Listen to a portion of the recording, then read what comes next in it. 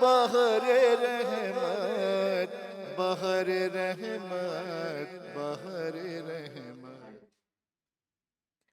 بسم اللہ الرحمن الرحیم۔ ناظرین، بہار قرآن کے ساتھ آپ کی خدمت میں حاضر ہیں۔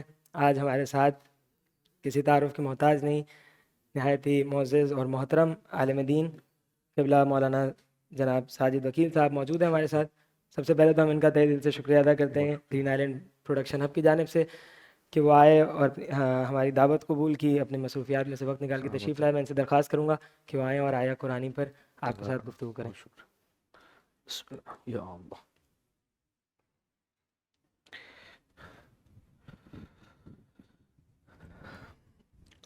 اعوذ باللہ من الشیطان الرجیم، بسم اللہ الرحمن الرحیم۔ الحمد للہ وکفی وسلام علی عبادہ الذین اصطفی محمد وعطرتہ الطاہرہ واللعنۃ الدائمۃ علی اہلہا۔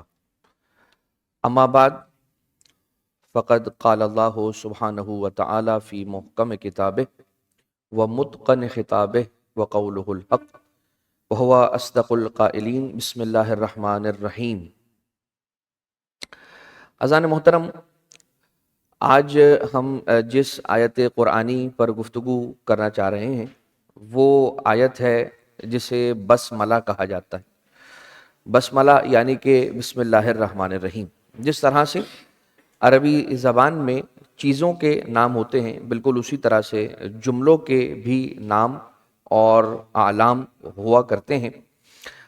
بالکل اسی طرح سے جس طرح سے لا حول ولا قوت الا باللہ العلی العظیم کا جو جملہ ہے اسے حوقلہ کہا جاتا ہے، اور جس طرح سے حی علی خیر العمل، حی علی الفلاح، حی علی الصلاح، یہ جو اذان اور اقامت کے اندر جملے موجود ہیں تو ان جملوں کو حی علات کہا جاتا ہے، حی علات۔ اسی طرح سے بسم اللہ الرحمن الرحیم کو بسملہ کہا جاتا ہے۔ بسم اللہ الرحمن الرحیم میں جو ترکیب ہے اور جو الفاظ، جن اسماء کا اور جن حروف کا استعمال ہے عربک سنٹیکس اور عربک گرامر کے اعتبار سے، اس میں با اسم اللہ، رحمان اور الرحیم ہے۔ با اسم یعنی کہ اللہ کے نام سے جو رحمان ہے اور جو رحیم ہے، بے اسم اللہ یعنی اللہ کے اسم سے جو رحمان ہے رحیم ہے۔ با جو ہے اگر آپ اس کو انگلش گرامر کے اعتبار سے دیکھیں، لفظ با یہ حرف ہے جس کو ہم پریپوزیشنز کہا کرتے ہیں۔ انگلش کے اندر جو پریپوزیشنز ہوتے ہیں وہ عربک کے اندر یہ با ہے، لفظ با، حرف با۔ تو اس میں کوئی نہ کوئی اس کا متعلق ہونا چاہیے کہ جس کی طرف یہ جو بے اسم اللہ کا جو معنی ہے وہ اس کی طرف پلٹے گا، جس کو متعلق کہا جاتا ہے کہ بسم اللہ، اللہ کے نام سے کیا، اللہ کے نام سے میں آپ سے بات کرتا ہوں، اللہ کے نام سے مدد حاصل کرتا ہوں، اللہ کے نام سے شروع کرتا ہوں، اللہ کے نام کیا، یہ بات ہونا ضروری ہے اس کے اندر۔ اس میں یہ اگر آپ دو ترتیبیں ہیں تو ایک تو ترتیب جو ہے قرآن کریم کی وہ ہے ترتیب نزول، اور ایک وہ ترتیب ہے کہ جو آج ترتیب ہمارے پاس موجود ہے، جس ترتیب سے قرآن کریم ہمارے پاس آج موجود ہے۔ ایک ہے ترتیب نزول کہ کس ترتیب سے قرآن کریم کی آیتیں نازل ہوئی تھیں۔ تو علماء کرام کا یہ کہنا ہے کہ جو پہلی آیت نازل ہوئی رسول اکرم صلی اللہ علیہ وآلہ وسلم پر، وہ بھی اس انداز سے، ایک تو قرآن کا نزول دفعی ہے کہ پورا کا پورا قرآن ایک دفعہ میں رسول اکرم صلی اللہ علیہ وآلہ وسلم کے قلب مبارک پر نزل بہ الروح الامین علی قلبک، کہ روح الامین نے اذن الہی سے، حکم الہی سے اس قرآن کو آپ کے قلب مطہر پر نازل کر دیا، ایک وہ، اور ایک نزول تدریجی ہے، پھر آیت آیت کر کے جیسے خدا کا حکم آتا گیا رسول اکرم آیتوں کی تلاوت کرتے کرتے فرماتے گئے۔ تو وہ جو نزول میں پہلی آیت ہے ترتیب نزول میں، وہ کون سی ہے؟ اقرا بسم ربک الذی خلق، پڑھو یا اے حبیب پڑھیے، اقرا بسم ربک الذی خلق، پڑھیے اس رب کے نام سے جو خلق کرنے والا ہے، جس نے خلق کیا، اقرا بسم ربک الذی خلق۔ تو اس ان دونوں آیتوں کو جوڑنا پاسبل ہے. اقرا بسم ربک الذی خلق، پڑھیے اس رب کے نام سے جس نے خلق کیا. کیا پڑھیے؟ بسم اللہ الرحمن الرحیم، الحمدللہ رب العالمین الرحمن الرحیم مالک یوم الدین. اب اس میں جو اقرا بسم ربک الذی خلق ہے، پڑھیے، اس میں بھی آپ یہ دیکھیے بسم میں آیا ہے اور یہاں پر بھی آیا ہے بسم اللہ الرحمن الرحیم میں بسم اللہ الرحمن الرحیم. باسم، اگر اللہ سے شروع کرنے کی بات تھی تو صرف یہ کہہ دیا جاتا کہ باللہ الرحمن الرحیم. یہ کیوں کہا جاتا ہے بسم اللہ الرحمن الرحیم؟ یہ کیوں کہا گیا؟ بے اسم، لفظ اسم کا استعمال جو کیا ہے. اگر اللہ ہی سے شروع کرنی تھی بات تو میں شروع کرتا ہوں اللہ کے نام سے. اللہ کے نام سے کیوں کہا جا رہا ہے؟ اللہ سے شروع کرتے تھے، یہ کہتے باللہ الرحمن الرحیم کہا جاتا. تو اس میں بہرحال روایتیں بھی ہمارے پاس موجود ہیں، اور اس روایت کو عرض کرنے سے پہلے ایک روایت عرض کرنا چاہ رہا ہوں، لیکن اس روایت کو عرض کرنے سے پہلے یہ عرض کروں آپ کی خدمت میں کہ اسم جو ہے وہ علامت کو کہا جاتا ہے، سمبل کو کہا جاتا ہے. اسم کسی کی پہچان کے لیے جو سمبل یوز ہوتا ہے وہ ہے اسم. ایسی بات ہے، یہ سب جانتے ہیں کہ میں اگر کہوں کہ وہ جو کل آئے تھے یہاں پر جف میں، جو پروڈکشن ہب میں آئے تھے کل، جو کنٹیسٹنٹ بھی ہیں اور جو تکے بھی لگا رہے تھے، ابھی جیسے ہم ابھی دیکھ رہے تھے، ہم میں نشانیاں بتاؤں تو کوئی یہ کہے گا کہ بھائی تکے تو فلاں بھی لگا رہے تھے، کنٹیسٹنٹ اے بھی لگا رہے تھے، کنٹیسٹنٹ بی نے کم لگائے، لیکن یہ تو سب ہو رہا تھا، چل رہا تھا. آپ بتائیں وہ اس کلر کا چہرہ ہے تو وہ اس کلر کا چہرہ تو کسی اور کا بھی ہے. اس قد کے ہیں تو اس قد کے بہت سارے لوگ ہیں. اس کلر کا کرتا پہنا ہوا تھا تو اس کلر کا کرتا تو بہت سارے لوگوں نے پہنا ہوتا ہے. اب جیسے آپ اس کو تمیز دینا چاہیں گے اور اسپیسیفائی کرنا چاہیں گے تو ایک بہترین رستہ یہ ہے کہ آپ کہیں بھائی جان مسٹر سو اینڈ سو آئے تھے، ساجد حسین آئے تھے، ہاں اچھا وہ ٹھیک ہے، میں سمجھ گیا. جیسے آپ نے نام لیا، جیسے آپ نے ان کا اسم دہرایا، اپنی زبان سے جاری کیا، سامنے والے سمجھ گئے کہ اچھا ان کی بات ہو رہی ہے. تو اسم جو ہے وہ کسی بھی شخص کی، کسی بھی فرد کی، کسی بھی شے کی، کسی بھی living thing non living thing کی پہچان ہے. اسم جو ہے نا وہ پہچان ہے.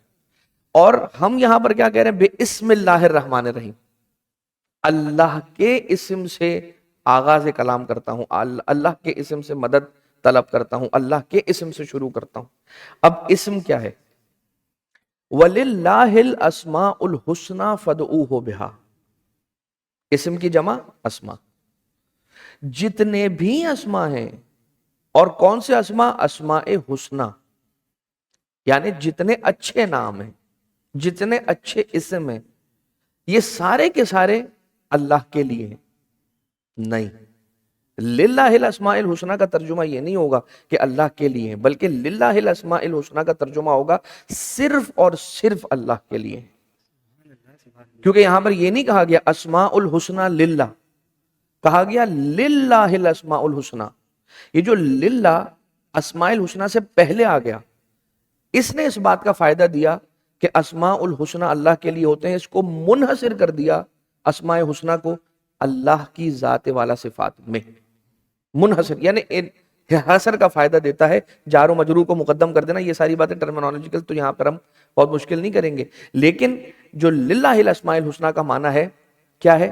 کہ یہ صرف اور صرف جتنے اچھے نام ہیں، یعنی کہ دنیا میں جتنی اچھائی ہے وہ ساری کی ساری پروردگار کی طرف پلٹتی ہے. جتنی اچھائی ہے، اسم کے معنی یہی ہوئے نا، سمبل. تو کوئی اچھی بات جو دنیا میں کی جائے گی کسی کی پہچان کروانے کے لیے، وہ اچھی بات پلٹے گی پروردگار کی طرف. اب آ جائیے، جب ہم نے یہ کہہ دیا کہ بے اسم اللہ الرحمن الرحیم اور للہ الاسماء الحسنہ فادعوہ بہا، فادعوہ بہا پہ ہم بعد میں آتے ہیں، لیکن للہ الاسماء الحسنہ وللہ الاسماء الحسنہ. حضرت امام جعفر صادق علیہ الصلوۃ والسلام فرماتے ہیں کہ نحن واللہ الاسماء الحسنہ، وہ اسماء حسنہ جس سے خدا پہچانا جاتا ہے وہ ہم آل محمد ہیں. یعنی آپ کتنا پروردگار عالم آل محمد علیہ الصلوۃ والسلام کے ذریعے سے ہی تو ہمیں خدا کی پہچان ہو رہی ہے. توحید بھی اگر ہماری پختہ ہے، جتنی بھی جو بھی ہے وہ ہم کو آل محمد کا صدقہ ملا ہوا ہے۔ تو آل محمد وہ ہستیاں ہیں کہ جو پروردگار عالم کی ہونے کی دلیل ہیں، اس کی پہچان ہے۔ مطلب کیا ہوا؟ انہیں دیکھتے جاؤ، اسے پہچانتے جاؤ، ان کی طرف نگاہ کرتے جاؤ، ان کو، اس کو، رب ذوالجلال کو، رب الارباب کو پہچانتے جاؤ۔ تو للہ الاسماء الحسنی، ٹھیک ہے؟ اب آ جائیے اس کے آگے کیا ہے، بڑی اس کے بعد اور کمال کی آیت ہے، مطلب کمال کی آیت کا حصہ۔ ویسے تو پورا کا پورا قرآن کریم کیا کہا جائے، کس آیت کو زیادہ بہتر کہا جائے اور کس آیت کو کم، ہماری حیثیت ہی اوقات ہی نہیں ہے۔ لیکن ذرا دیکھیے لطیف بات کہ للہ الاسماء الحسنی فادعوہ بہا، اللہ ہی کے لیے ہیں اسماء الحسنی، لہذا جب تم اللہ کو پکارو تو اسماء الحسنی کے ذریعے سے پکارو۔ اور آل محمد کہتے ہیں نحن واللہ الاسماء الحسنی، ہم ہیں اس کے اسماء الحسنی، لہذا جب خدا کو پکارو تو آل محمد کے ذریعے سے پکارو، ان کے وسیلے سے خدا تک پہنچو۔ اب یہ تو بات ہو گئی بے اسم کی، یہ بے اسم اللہ کی، بسم اللہ۔ اب آ جائیے الرحمن الرحیم۔ الرحمن الرحیم کیا ہے؟ الرحمن اور کیا ہے الرحیم؟ الرحمن وقت تو ہے نا ہمارے پاس، تو اب یہ الرحمن اور الرحیم کی بات انشاءاللہ اگلے سیشن میں آپ کی خدمت میں پیش کریں گے۔ وآخر الدعوانا ان الحمدللہ رب العالمین۔ بہر رحمت، بہر رحمت، بہر رحمت، بہر رحمت۔